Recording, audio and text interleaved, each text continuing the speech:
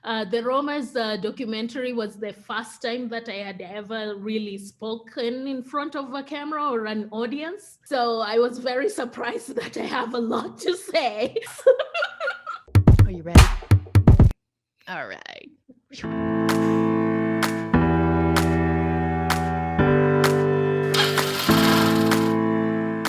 Hi there, I'm Nora Dunn, and I'm otherwise known as the Professional Hobo. And welcome to my series where I speak with ordinary people who have extraordinary travel lifestyles and remote careers. Now, thus far in this series, I've interviewed a lot of my friends and colleagues who are travel content creators. But I want to dispel the myth that the only way to travel long-term is to be a content creator. And in fact, I would actually surmise that it's probably one of the more difficult careers you can try to have in order to travel in a financially sustainable way. Now, of course, the pandemic has created all kinds of remote careers and new ways to work from anywhere in the world. And that's part of the reason why I created this series. My guest today has a very, very unlikely career to have as a digital nomad. And she's been doing this since long before the pandemic. Before I introduce her, two quick little things. First of all, please mash that like button.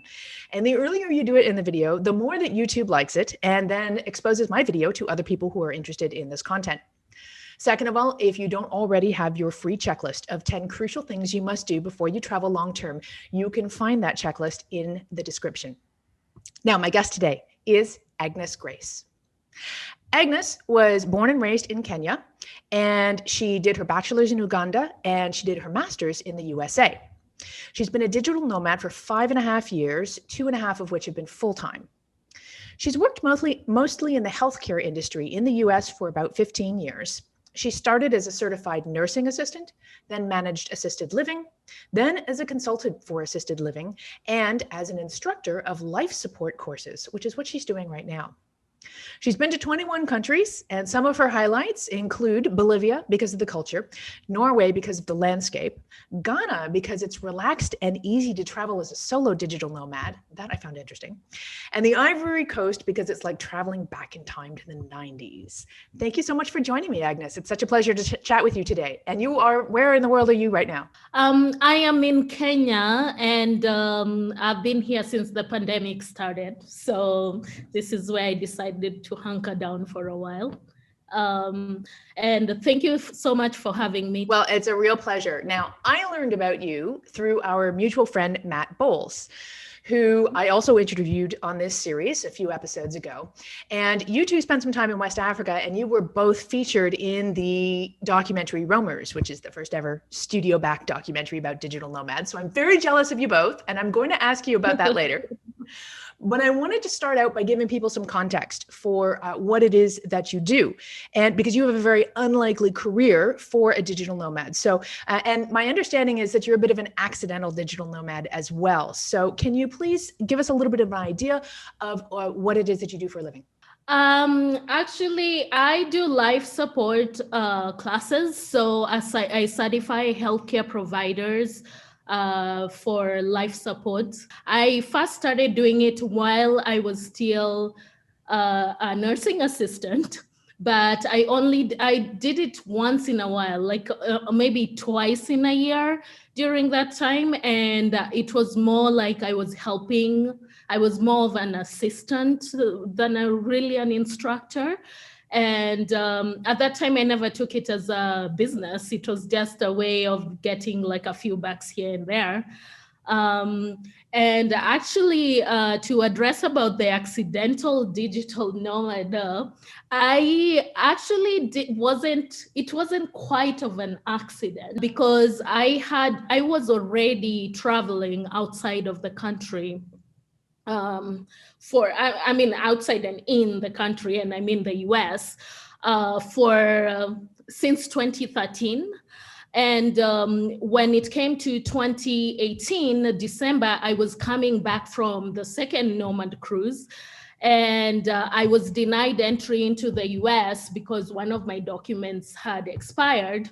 And that's where I always say I got deported from the US. But actually, it's like to be deported from the US, you must have been accepted or either crawled underneath, across the fence at the border to get into the US and then get deported, which they require due process. So you have to go to the courts, and the courts are the ones who give permission for you to get deported.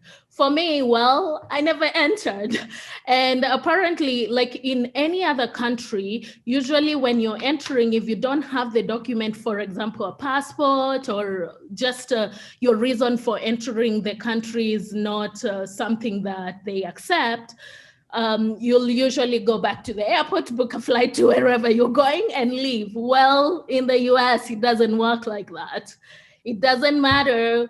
As long as you got to the person checking the passports, if they deny you for any reason, you go to detention.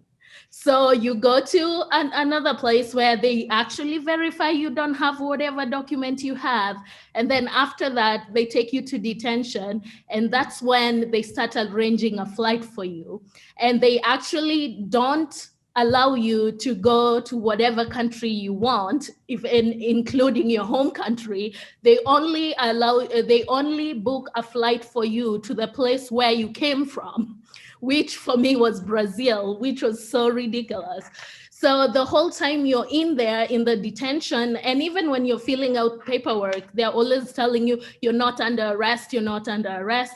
And to me, I'm like, well, if I don't have the freedom to go wherever I want, you've taken my cell phone, you've taken all my luggage, you've checked me from head to toe. You've locked me in this room where I'm not free to leave. I don't know what else to call that. So to me, it was just about how I was treated. And it wasn't just special for me. It's just anyone else, if it happens to them, that's how they're treated.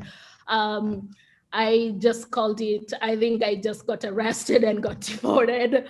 That's how I call it. But in the US, for you to get deported out of the US, you have to go through the court system. And that's why the people that end up crossing into the US, they're not really, the guys at the border can not just put them in a bus and take them back to Mexico or whatever.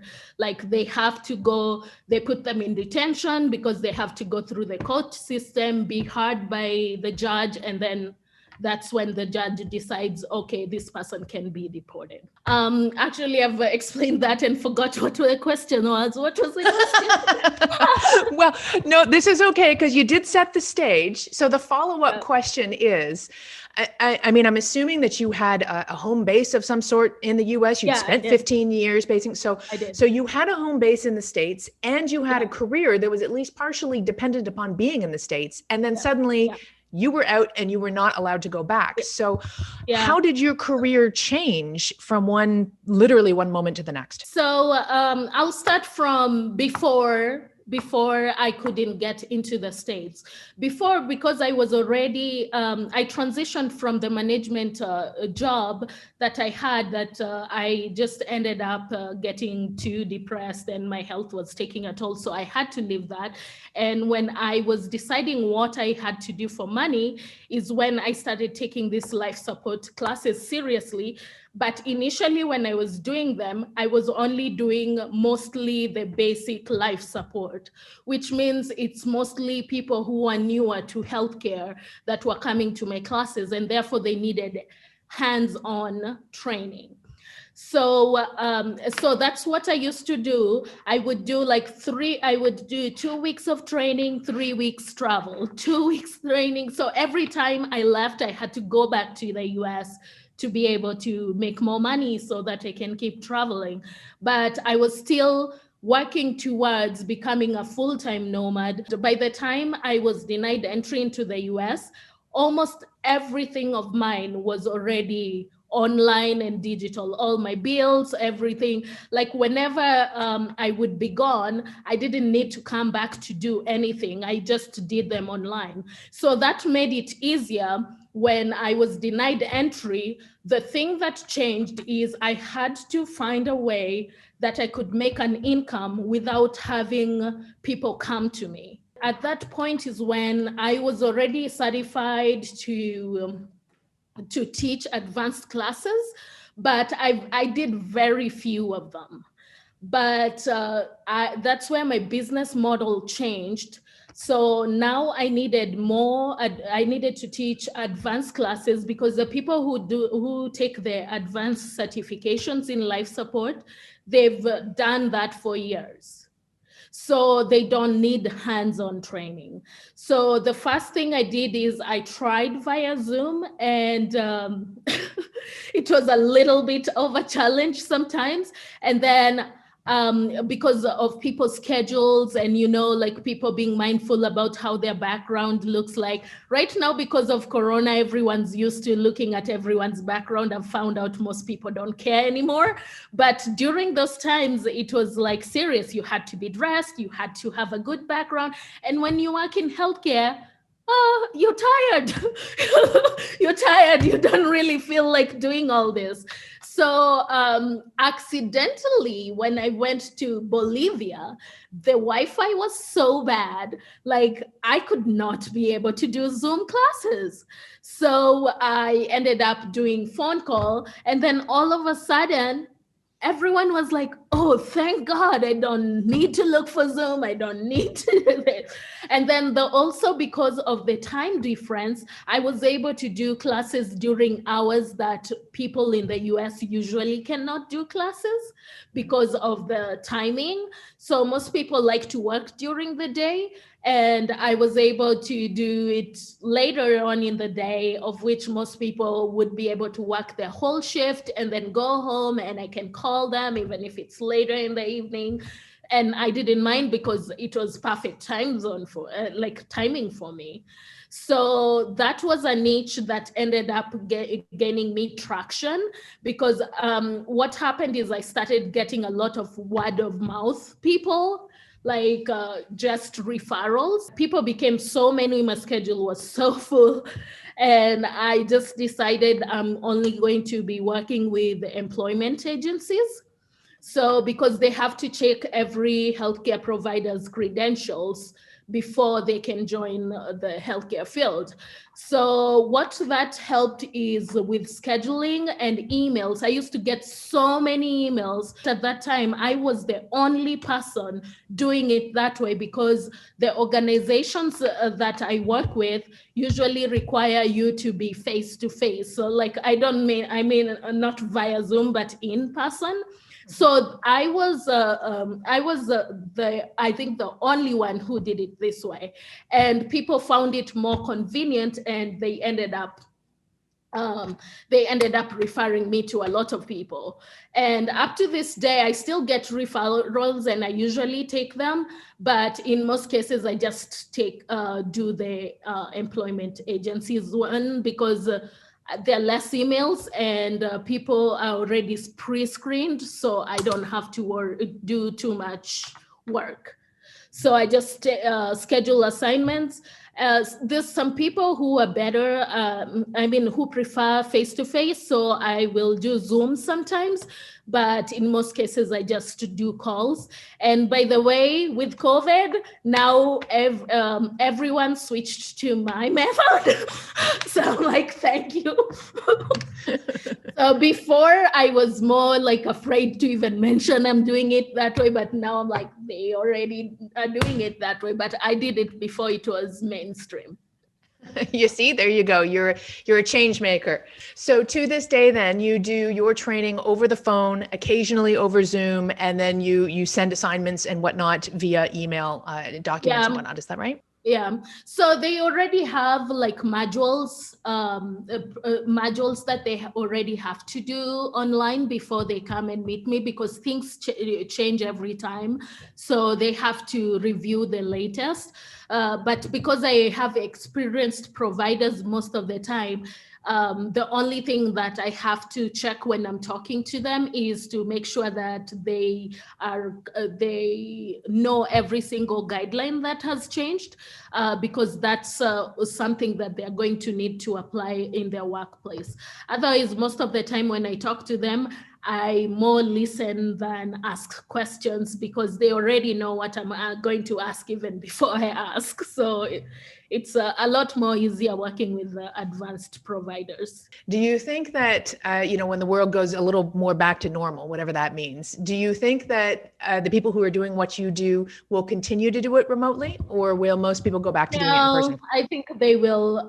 I think they will go back to in class, and the reason I say that is because when I was before I completely switched into only advanced providers, I used to. The reason why I even stopped the basic classes is because people are not comfortable with not having their hands on. Even if it's not touching something, they're used to like someone has to be in front of them, which is really weird. So a lot of people, I've found people who will always complain, I'm not used to doing it this way. I've done it this other way for 15, 20 years, and they don't want to do it any other way. And to me, I have just got to a point where I'm like, oh, so you want to go to the in-person? Then go to the in-person. Sure. Before I was more like, this is not that hard, and try to like walk someone through it. But nowadays I'm like, you have a choice. If you find this so inconvenient, go to class. When you sit in class, you're gonna sit for a lot more hours. You have to drive there, and you might even drive there and find the instructor decided to take the day off today, and you don't have your class. You've already taken days off. And I'm like, the reason why my method is popular is because it saves people time, money, location, like a lot of redundant things that we always needed to do in order to perform a class. But now if someone knows like, oh, I can have an appointment at 8 p.m. and have a class at the end of my shift, it's very convenient for them. I'm doing less people now because I'm choosing to do less people. Otherwise, I would not, my schedule, like I could work 24/7 and never have a break. But the reason why it became popular was the remote part of it. And then also it went like when I was in Minnesota, I only did it in Minnesota, and I only did the people around Minneapolis, St. Paul area, the people who could drive in and actually come and do it. But right now, even the reason why even the agencies like to use me is because it's cross-state. Yeah. So whenever I'm setting an appointment, I always ask, which time zone are you in? And then I'll schedule based on your time zone so that I don't schedule you at 1 a.m. when you're supposed to be sleeping. But that opened a huge base of clientele that I would have never had if I stayed in the States and stayed in Minneapolis, St. Paul. I would have never reached those people. I was just telling someone, it's like I went from my income. I've never had so much had such a big income within a very short period of time. It's just, it's ridiculous, actually, if you think about it. Are there any challenges? Is there anything that you would change to your existing business structure and model and what it is that you're doing? I think what I would change mostly is not from my end, but I think from the client's end and the company, not the employment agencies, but the company that I work through, to be more accepting of the remote, like accepting for people to do classes remotely. Over the summer, they didn't, last year, it started, I think, from around the summertime. They didn't have any other choice because people cannot, literally, if your certification is expired, you cannot be attend your next scheduled shift. So it was getting to a point people were so desperate and they had to change it. But they did the change for a small period of time. But I'm like, what's going to happen when the Delta variant comes? What are they going to do? So I'm thinking like remote, they should be more accepting of remote work. Well, and I think there are many industries that are going to be going through these kind of bumps and learning curves. And there's a lot of workplaces, whether it's an employer of a company, like the owner of a company, or whether it's an entire industry that is accustomed to the in-person working environment, it's a stretch to not to go back to that. And I was chatting with a friend of mine who does a fair bit of work as an employer, and he works with a variety of companies, and his contention is that workplace culture and productivity is dramatically affected for the worse through remote work. Now, there's all kinds of studies to the contrary, but again, there's that belief system because it's what we're used to. It's what when it's been the norm forever. People are used to the 9 to 5, and that's what is making people even not be digital nomads, is because what am I gonna do if it's not 9 to 5? Like I cannot work any other times. And I'm like, yes, you can. Actually, you can work when it's convenient for you. Yeah. You just have to plan it in such a way. When I was transitioning it from the 9 to 5, mine was not 24/7, but 9 to 5 job. That was one of the things. I had this 4 months where, by the way, I had like almost a mental breakdown when I left my other job. So I only gave 30-day notice and I'm like, I'm leaving. And after that, I stayed for 4 months doing a lot of nothing, just eating potato chips and beer and drinking beer. But during that time, I got to actually think about like, how do I see my life in the future? And also I was listening to this podcast, The Future of Work. That guy, by the way, was one of the very few podcasts that were around at that time. The reason why I ended up in that is because I was bored and I was always talking to Siri, and Siri would reply me different stuff. And I was like, I need to find something else to do. So I listened to him, and he was talking about these different ways of talking to people who do things differently. And that's when I thought, like, I've not been happy. I don't want to work 24/7. And to me, no money is worth working yourself to death. So I was a completely changed person after those 4 months. And I think it's because I was working all the time. I had never had time to actually think about myself and self-growth and stuff like that. And that's very important, to keep evaluating and seeing where you are mentally, financially, and everything. Otherwise, you're going to end up flipping burgers in McDonald's for the rest of your life without thinking. During those times is when I started doing search engine optimization. That was like my side gig because I was living in a very expensive apartment and I was already using my savings. So I needed to start making money, but I did not want to be employed by someone. I should take that back. Not actually employed. I was willing to be employed at that point, but I wanted to dictate how many hours I work. I did not want to work 24/7. I accidentally started doing freelancing during that time for search engine optimization and affiliate marketing. And by the way, it was something I had never done before. It was like a new thing I was exploring. And then I started a business out of it. And I started realizing, oh my gosh, I'm making income. I actually am paying rent. So that's what put in my head, like, I need to do something that's going to make me more money that I don't have to work for anyone. And that's when I remembered those classes that I used to do once in a blue moon. The good thing is I had always maintained my certification, but during that time I was only doing basics. So I started studying for the advanced and did the tests for the advanced ones. But when I started the business, I started with what I was comfortable with. So I started with the basic. And because I didn't quite know someone who did it by themselves, because I always went into hospitals to do those classes, I started with a few people and see whether it's gonna go bad or good. And then I realized it's working. And that's how I ended up building this whole system.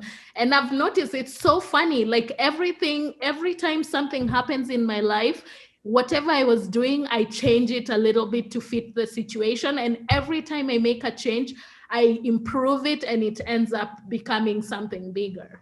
So change is a good thing.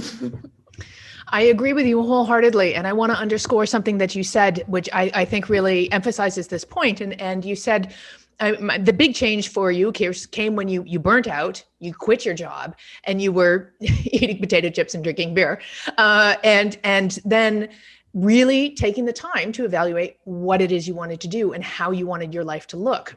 And you said also that it's important to continuously reevaluate what you're doing and how you're doing it to make sure that it is something that you want to do and that you're happy doing going forward. And I think no matter what we do in our lives, I think it's important to do that. But I think for many of us, myself included, sometimes it takes that breakdown. It takes that moment where you realize that this is really not what I want to do, and then really stop everything full court. I mean, I was also working 24/7 when I was a financial planner, and I was so busy that I made myself so busy I didn't have to think about the fact that I wasn't doing what I wanted to do. Yeah. And it wasn't until I stopped. Yeah. And that's what makes it hard, I feel, for most Americans to do the conversion from a regular job to like more of a digital nomad lifestyle. And even if, let's say, location independent, or even if you choose like you want to stay in your apartment and still work from home, like that's a huge change.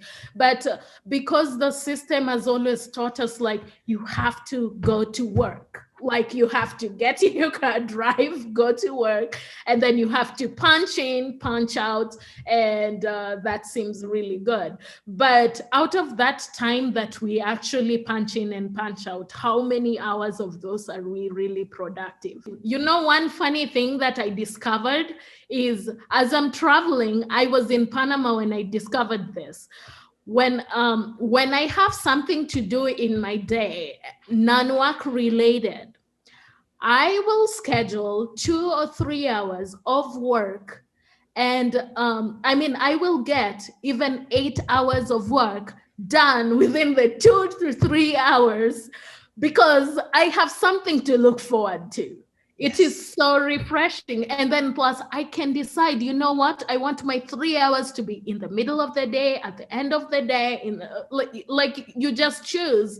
And all of a sudden I just felt like I was always happy in the morning because I was like, okay, I think I'll go on that trip for 2 hours and then I'll come back and work for this. And I'm able to decide how my day should look versus someone else deciding it for me. And that increased my productivity by a lot. You are so right. Because I found during the pandemic, of course, I've been homebound, and there is a saying or an idea that your work will expand to fit whatever period of time you give it. Mm-hmm. But I remember when I was on the road and I had things to do and I only had, like you say, okay, I've only got 2 hours to work today. I still got everything done.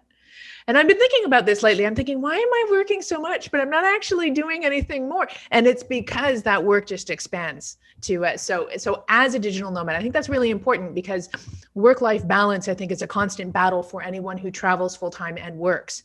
But I think, like you say, if you schedule it in there and you say, look, I've got 2 hours to work now, you're going to get done what needs to be done just out of necessity. It's really funny, and it's quality time. Like you don't have time to waste because you have something else that you need to do. And I found myself doing that even when I didn't have something to do. I'm like, I just want to work 9 to 11 and that's it. Like whatever I choose to do with the rest of my time, that's it. So I'm not stuck like just seated on my computer from 9 to 5 without actually really doing anything like productive work. And I find that really helpful. With COVID, it has been a little bit of a challenge because when you get bored, you don't have anything to do, you start reverting into your bad behaviors of being like, been procrastinating so bad. And it's because I came to realize it's because I have nothing to look forward to. Yeah. Like if the next thing I have to look forward to is the next appointment, it doesn't sound very exciting. Yeah, no, it's not very glamorous, especially for a digital nomad. Now, Yeah. speaking of digital nomadism, I want to switch to the lifestyle part. Now, I want to take a look at what your life and lifestyle looks like in terms of how you choose your destinations and how long you choose them. But I'd also like to look at this in the context of you have a Kenyan passport, which I'm imagining makes travel much more difficult. So what does your lifestyle look like and how is it to travel the world on your passport? Actually, it's very difficult given that there is no, I take that back. There is only one country in South America that I can get a visa on arrival. All the others, I have to apply for a visa. The reason why I've only traveled to 21 countries, it's because of the visa issue. Like I was trying to, like when I was in Bolivia, I was trying to go into Argentina and I gave them my passport. And like, in South America, things just don't move as fast. No, they don't. So they took my passport and it was getting to week 3 and I kept going to the embassy. I'm like, is it ready? Is it ready? They're like, oh, we have to communicate with our office in Argentina and blah, blah.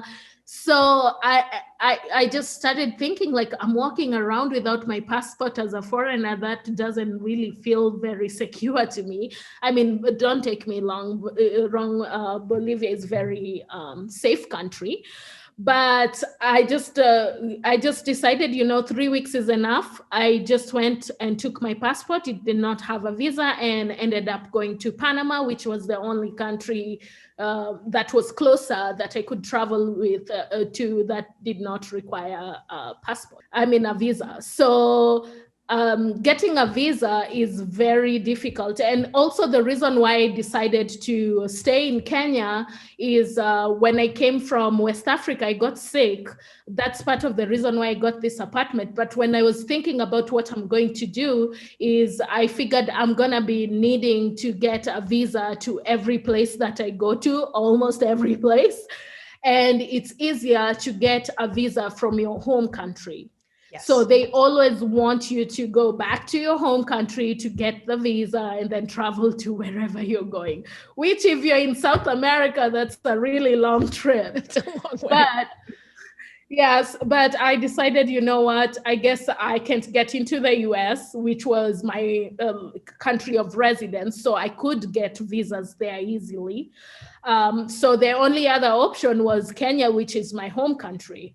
So that's how I ended up deciding to have this as to get my apartment here and have this as my residence so that I could be getting my visas quickly, not knowing that COVID would come and interrupt everything.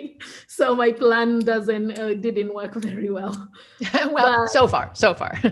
Although I'm curious, have you looked at all into all these new visas that are being opened up, these digital nomad and remote work visas? Are there going to be possibilities for you with those new rules and new visas? Yeah, they're going to be, as long as you can show that you have an income they don't want you to go to those countries and take jobs from the locals is the point. So as long as you show that you have a steady income coming in, and that's another thing I want to talk about. So you obviously I have a steady income, but whenever you go to apply for these visas, they want to see a paycheck that you receive every single, they say 6 months worth of pay slips and stuff. And I'm like, my business doesn't work that way. So whenever you get there, they really don't know what to do with you. And that's actually, I was denied a visa to the UK because of that. Mm-hmm. I'm like, how am I supposed to prove about the pay slip? Like, what am I going to do? So anyway, that is the inconvenience. But if you can prove to someone like just the bank statement, if it's enough, then that's possible to get the digital nomad visa. So Croatia, I think, has it, but theirs is very new, so they've not. I think they are just taking a few people, but I'm looking into it. Although their embassy is in South Africa, so quite a trip from Kenya. They never make it easy. No, exactly. Well, and that is I'm glad you brought that up it's a bone of contention that I have with a lot of these visas that are coming out. There's a lot of countries are interchangeably calling them remote work visas and digital nomad visas. And I believe there is a difference between the two, but that doesn't matter. What does matter to me is they seem to be catering to people who are employees who can show pay slips. People who have a paycheck that have pay slips that they can give to show that they are getting a monthly income, but I don't think they cater to like entrepreneurs. Mm-hmm.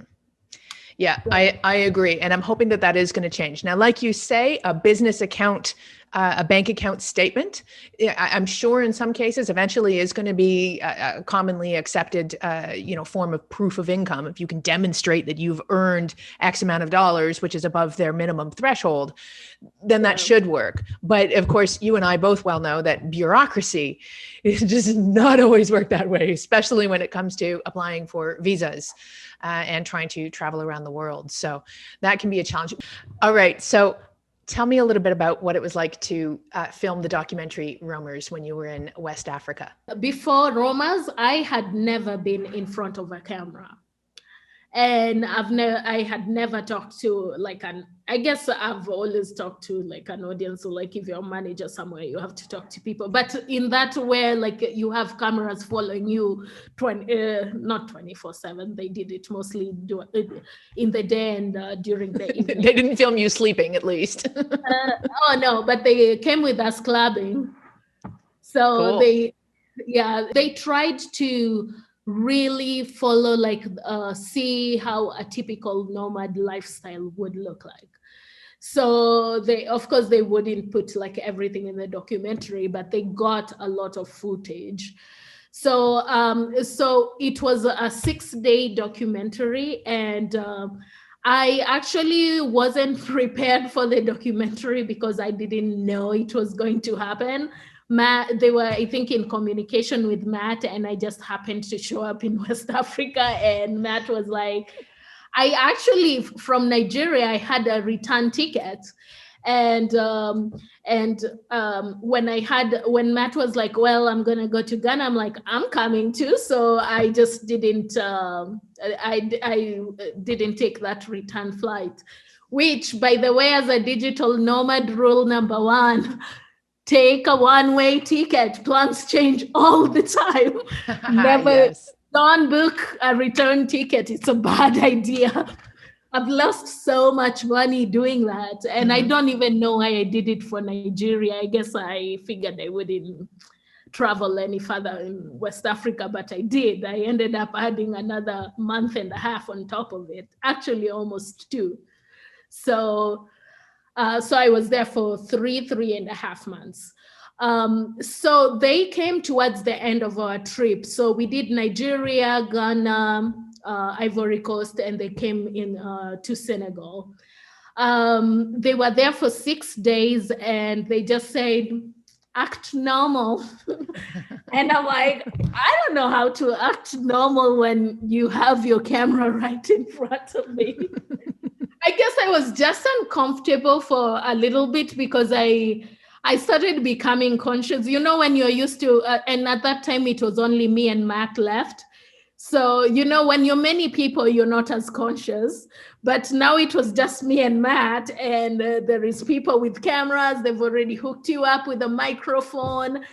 So you're very well aware. Yeah, there's no denying there's a camera right here and another one over there.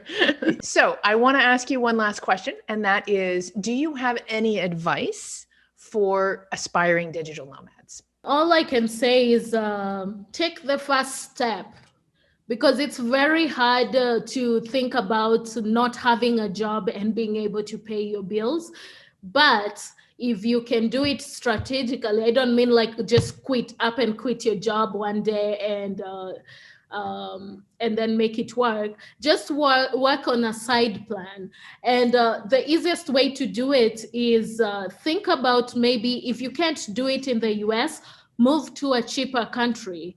There's so many beautiful countries where you can live for cheap and live even above and beyond like what you'd get in the US, and pay very little.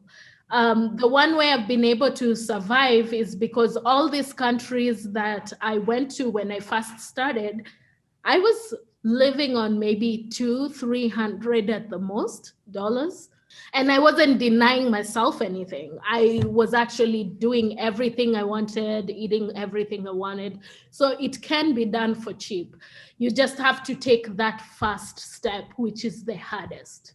Have a plan and you'll be fine. Excellent advice. And I've really enjoyed this time with you, Agnes. Thank you so much. Is there anywhere that people can find you and reach out to you that you would like to share? Mostly Instagram, because my Instagram is public. It's Aggie's World Travels. And Aggie is Aggies. And then World Travels. Aggie's World Travels. Excellent. And we will put that a link to that in the description as well. Thank you so much for joining me today. This has been really an amazing worldwide chat that we've had. Thank you. Thank you for giving me this opportunity to talk to your audience. Well, and I'm sure people will find you both inspiring and also educating, because there's a lot that we can learn from taking traditional careers and converting them into very non-traditional ways of living and working around the world. So, very good. Thank you very much. I'm Nora Dunn, and I'm otherwise known as the Professional Hobo, and I will catch you next time.